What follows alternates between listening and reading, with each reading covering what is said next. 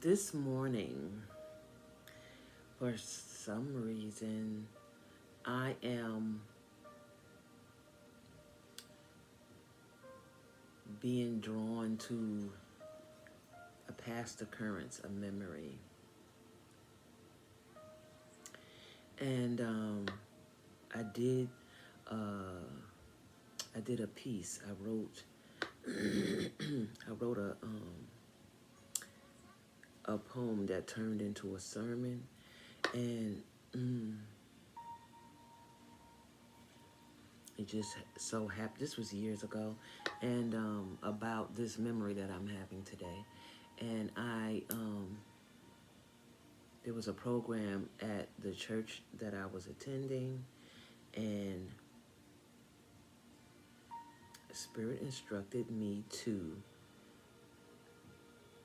recite the poem and turn it into a word, a sermon, and I did that. And oh, how I wept during this service.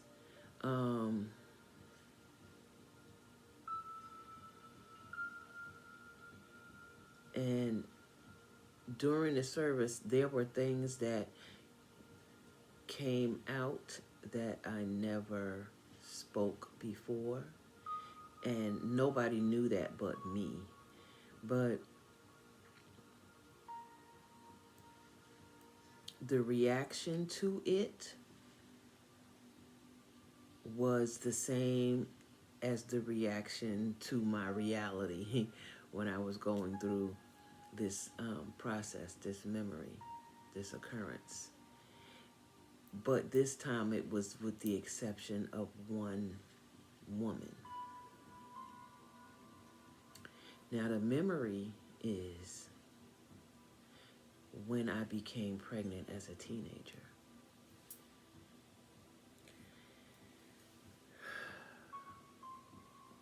I had no idea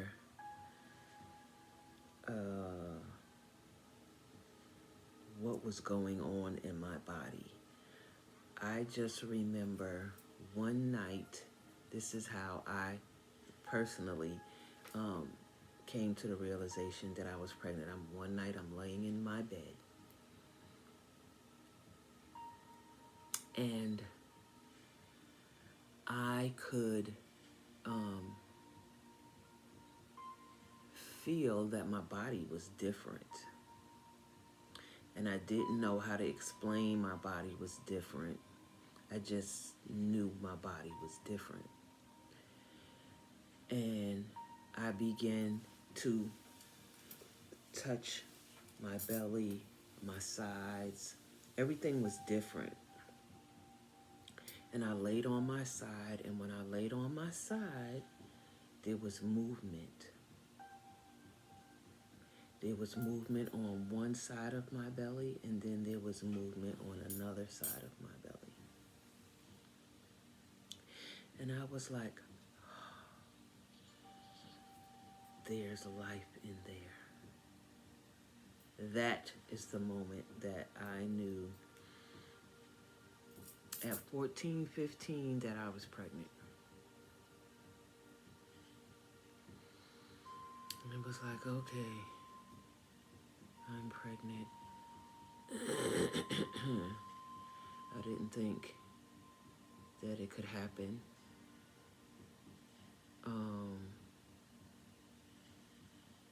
I don't even know why I thought that it couldn't happen, but I just didn't. I don't think I really understood how pregnancy happens. I knew it took a man and a woman to make a baby, but I didn't really understand how all of that happened. And ironically, I was already pregnant when my father sat me down and terrified me about the birds and the bees. It was terrifying. I cried the whole way through him telling it to me, and I was crying because everything that he said had already happened to me. It was too late. And I didn't know how to say, but that's normal. That happens to me all the time. I didn't know how to say these things to my father. And his delivery was not the greatest at all, by far. And I remember feeling shame, so much shame, that there was no way in the world, in this lifetime, that I would ever be able to tell him, Daddy, these things already happened to me. These things were already said to me. These things, everything. Oh, a guy will do this to get into your pants. They'll tell you this. They'll tell you that. Don't believe this. Don't believe that. If you see this, hear this, if they do this, or it was too late. It had already been done. And as he was speaking to me, I was already pregnant. Now, this started with me. I believe my first encounter, if memory serves me correctly, I wasn't even in nursery school yet, so I was probably 3. And from 3, shoot, right up until my pregnancy, it was always someone lurking, touching, doing whatever. But the memory is of the pregnancy. And when I became pregnant and realized that that's what I was pregnant, the first thing that ran across my mind was, I have to keep this a secret. There's no way that my father is going to let me live and have a baby. And the next thing was to protect this guy who did this to me. Now, at the time, I had no idea how old this guy was. I thought he was 19. He wasn't 19. He was in his 30s. And, wow. And,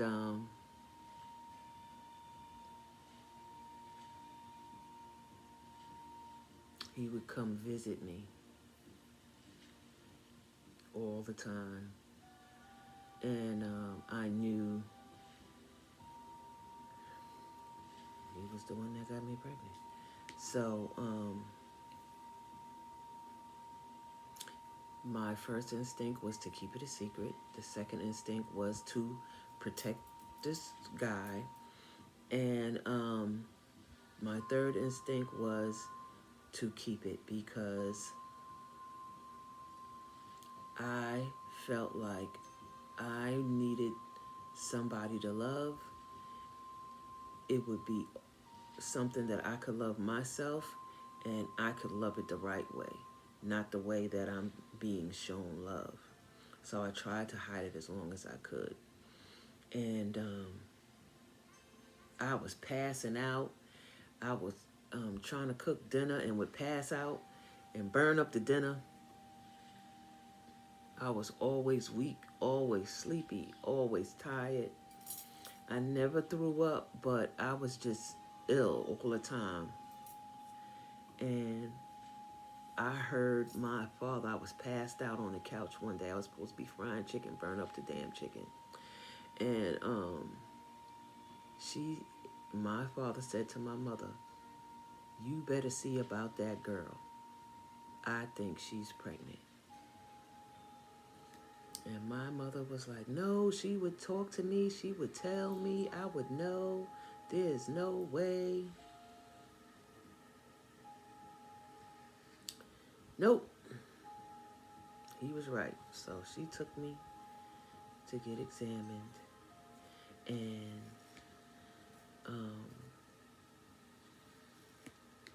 the doctor knew when he looked at me that I was already pregnant. And so we took the test. And he started telling me I would have to come for medicine and stuff like that is care, certain kind of care you got to have or what have you. And I'm just looking at my mom like, what is he talking about?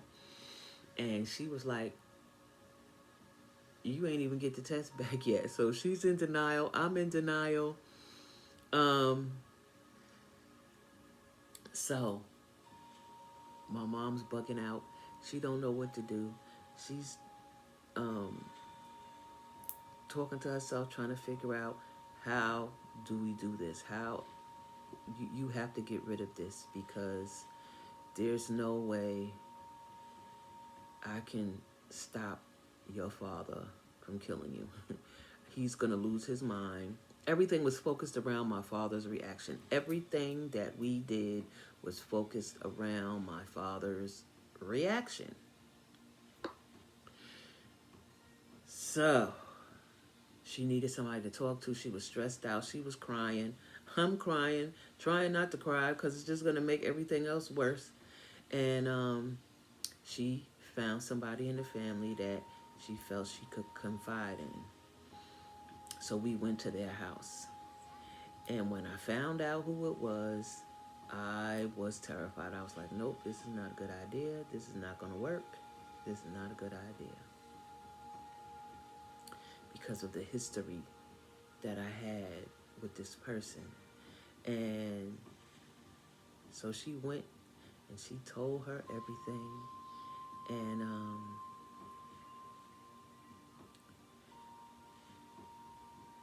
she was like, you got to keep this between us. I'm trusting you. And I need to figure this out before her father figures it out. And they promised that they would do that. So, some time had passed. I don't know because everything was jumbled and fused together. So my sense of time span is off.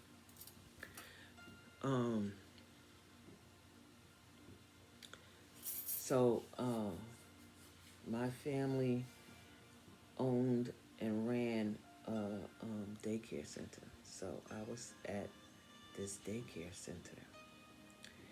And I'm in the back.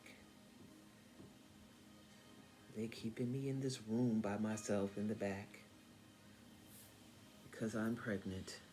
So I'm in the room by myself. And all the adults are gathered around in the front of the building.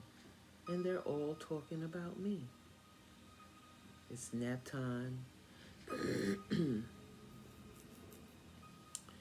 And they're all sitting in the front talking about me like I'm deaf. And oh my God, the things they said, they crushed me.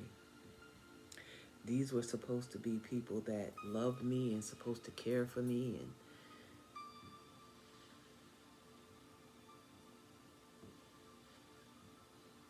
And the things that they said really affected me for a long time, up until my waiting. Not too long ago, I was able to release that programming from hearing those things and believing those things. And it was just hurtful and cruel and mean and way beneath the level of thinking that I expected from these people.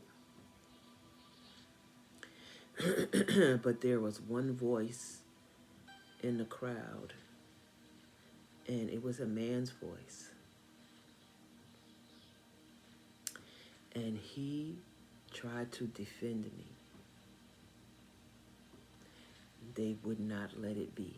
They would not let it take off into the universe, into the atmosphere. They would not allow his words of support, of encouragement, of anything attached to me being right or protected. they wouldn't let it live. He had to, so he just stopped talking. And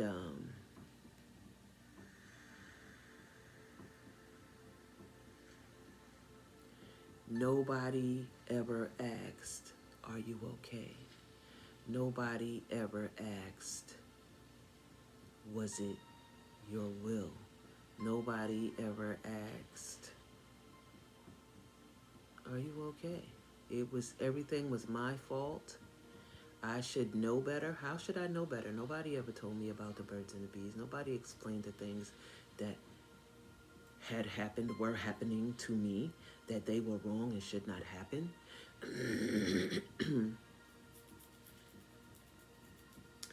So it was very cruel. And all of this came about because the person that my mom trusted to be her safe place wasn't her safe place. They ran at the first opportunity they got to tell the story. And it spread like wildfire. And I let my mom know that, well, the whole family knows. They're all talking about it. And here's some of the things that they said. So she immediately called this place called Choices. It was an abortion clinic. And she set up an appointment. And in between that appointment, the time she set up the appointment and everything went out, she set up this appointment, I think the day that I told her everybody knows they're talking about me and this is what they're saying. She set it up that day. In between the time that all of this broke and me going to this clinic, I had my grandmother in my face. I had my father in my face. Now my grandmother was a pastor, a preacher, an evangelist, a missionary. So, you know, her story was, keep the baby. You can stay with me. We'll raise the baby. My father's story was, she's not having no bastard.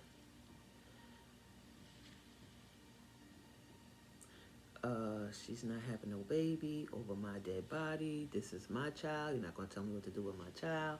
They had this big fuss and match. My grandmother at the top of the stairs, my father at the bottom of the stairs. No, you can't keep her. I got keys to this place. I can come and get her in the middle of the night. And I was just devastated. It was like, oh, this is going to be crazy. Now, we're at my grandmother's house to do laundry because our machine is broken. So while they're arguing, I am trying to busy myself so that I can't absorb all of this screaming and hollering that's going on. And my grandmother's assuring me, it's going to be okay. You're going to come live with me and stay with me, and I'm going to help you raise this baby. And he's screaming and hollering. There's no color. They're pale, screaming and hollering at each other. So I'm going past them up and down these stairs, carrying laundry, folding, sorting, trying to keep myself together. And I get to the basement. And I guess something about, I don't know, maybe I walked wrong, looked wrong, I don't know, but he was enraged. And when I get to the steps to go down into the basement to the machine, he said something to me. I don't remember what he said to me because all I saw was his hand going like this. And I was falling down the steps with the laundry basket. Down the cellar steps. And when I got to the bottom, I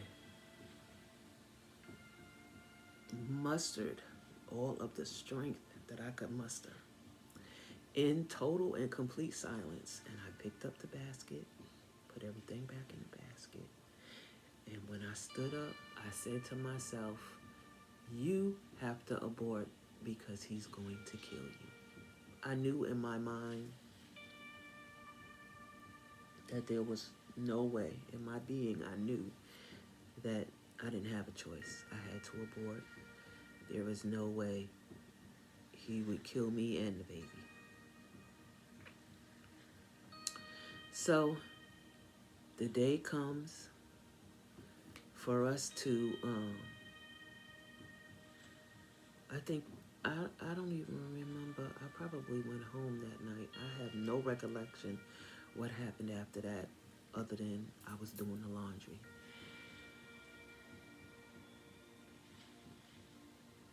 I think I stayed with my grandmother because she didn't think I was safe. Because I remember she had a bed in her room, and I remember being in the bed and just holding myself and weeping. So, then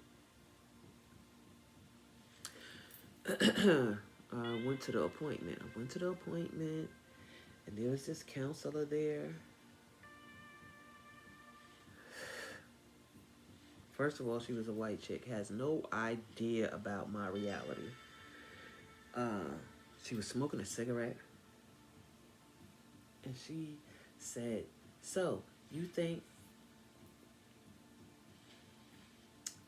having this baby or not having this baby is going to change your life? That's a bunch of bullshit. And I'm sitting here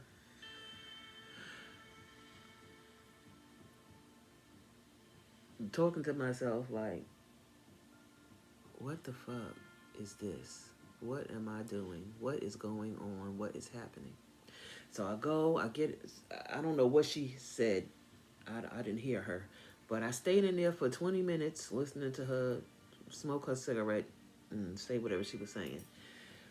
Then they sent me into this ultrasound room. I went into the ultrasound room. They took the ultrasound and she said, beloved, you have 2 babies. And I jumped up and I wanted to see, and she wouldn't let me see. And I jumped up, I called my mom and ran into the bathroom. I was like, mommy, it's twins. I gotta keep it. I can't. I gotta keep it. It's twins. And she's like, no, you can't. You can't do this. There's 2. And I was like, yes. And this lady busts out of the stall. Oh, that's a blessing. You gotta keep them. You can't do it. Listen, Mom, let me talk to you. And my mother was like, are you here with someone to get an abortion? Yeah, okay. Do that. And she's talking to me. And she's like, okay, let's go home. We got to think about this. So we left, and I went home. And she went back to the same person that told everything. I get it. She needed sanity. She needed to try to hold on to her sanity. This was the person she trusted. Okay. So we went straight there. And she cried and cussed. And she was so disappointed. Why wouldn't you tell me? It was like, how do I tell you that this has been happening to me since I was little? 3 or 4 years old. How do I tell you, Mom, it's okay. This is normal. This always happens to me. No. All I felt was shame and disgust. And the things that I heard from these adults did not help me at all. So,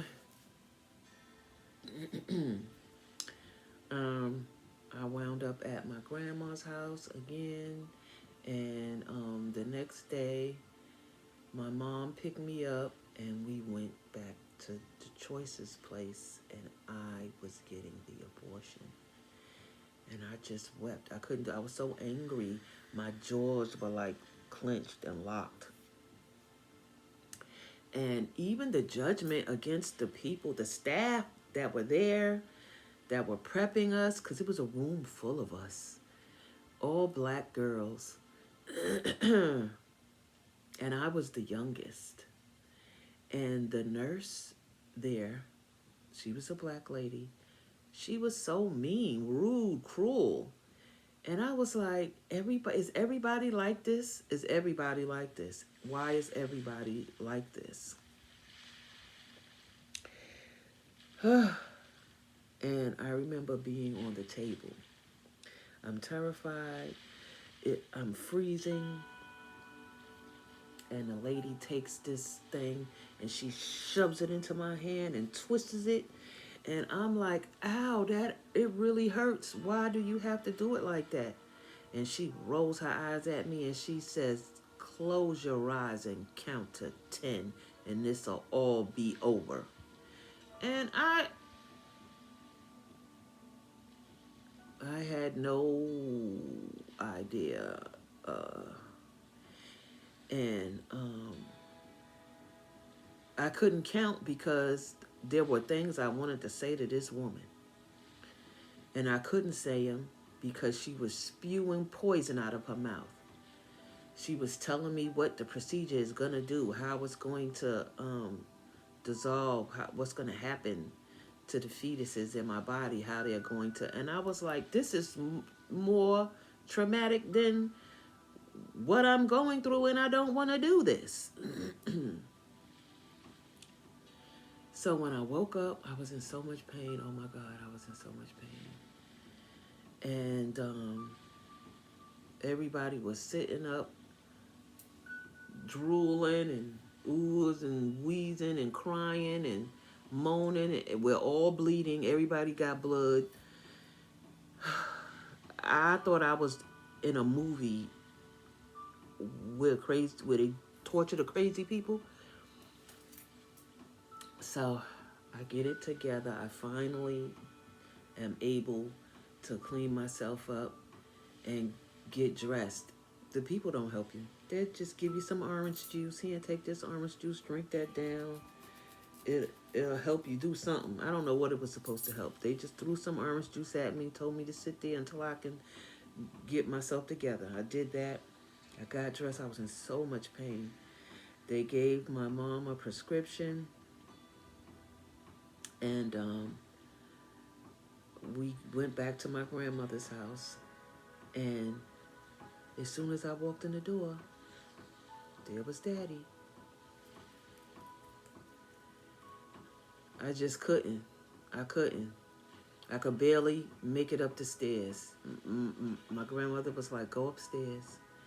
I was like, I don't know if I can get upstairs. I don't know if I can make it upstairs.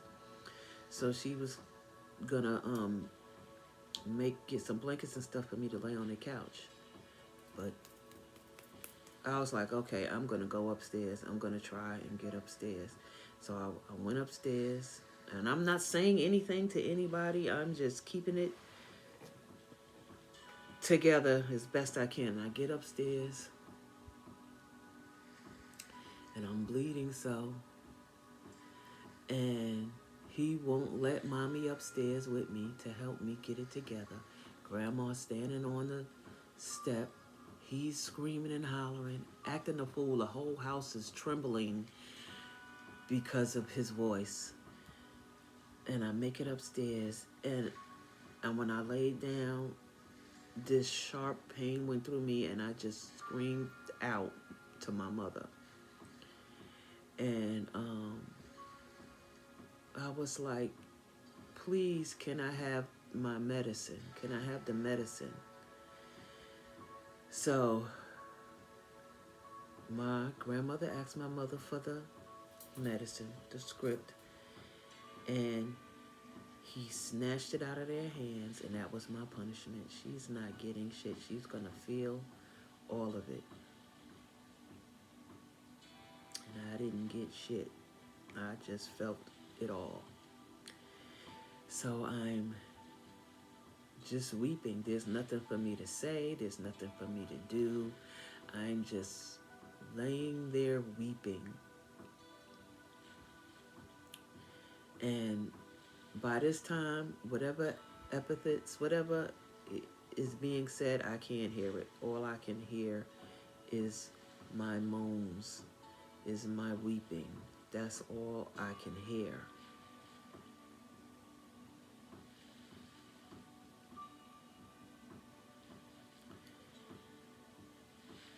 And I laid there, and when I opened my eyes, it was nighttime. It was the middle of the night. And I looked around. He was nowhere.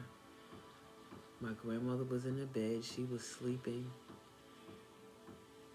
And I tried to lift my head up, and I couldn't. And I went back to sleep, and I didn't wake up until the sun was beaming in my face.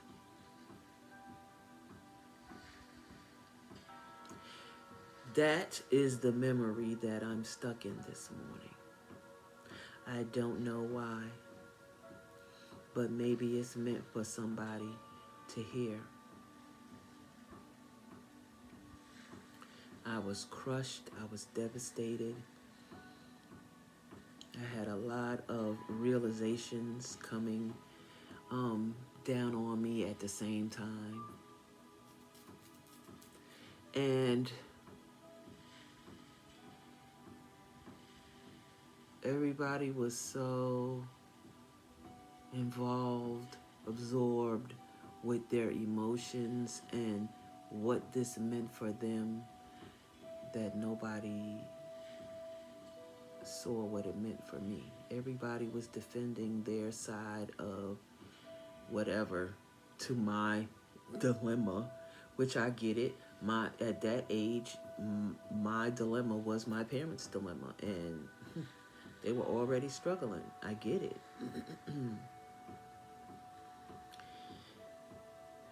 But I made it out. I survived. It took me many, and I'm to some degree, I'm still recovering from it emotionally. But there was a lot going on. There was betrayal. There was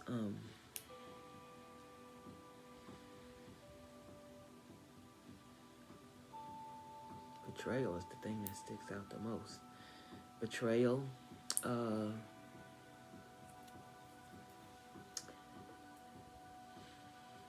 a deep dislike. I want to say hatred. Because that's what it felt like. It felt like pure hatred. But I understand there were people that were hurt and affected, but none more affected than me. But I survived it. I survived it within myself.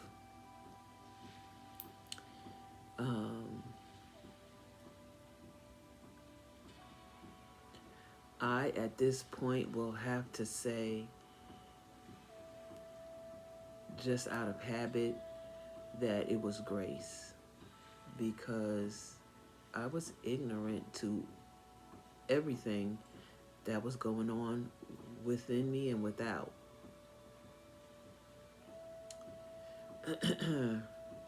And that was the beginning of my understanding of all of the things that happened to me prior to that moment were not supposed to happen. They were things that were shunned upon, that were considered evil, dirty, sinful, unforgivable.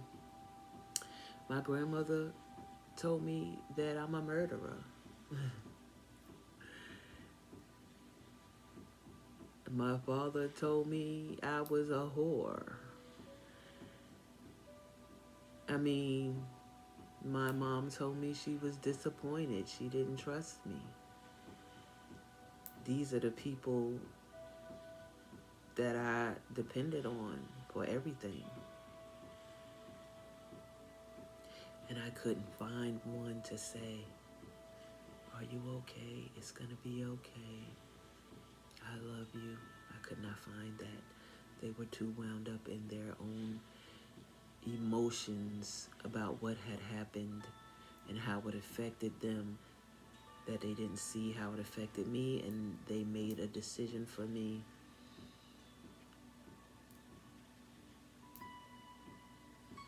And I had to follow suit. And it changed the dynamic of my relationship with myself, with them, with my family, with people in general. And it made me unable to choose, to pick, to I would say that my sense of everything was warped. It had been warped for quite some time, because I felt that these were things that were supposed to happen to me because they happened so early, so frequently. And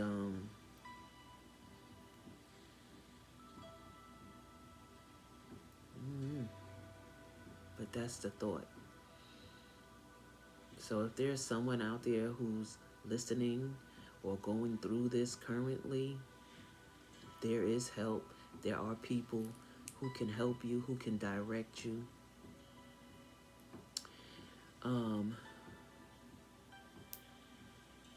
But be okay with yourself first.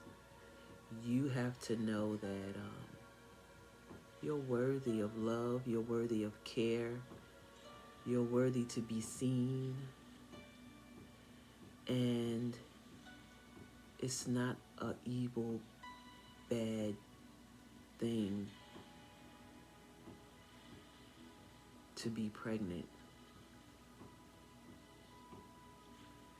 And even still, as much as people like to say that abortion is wrong,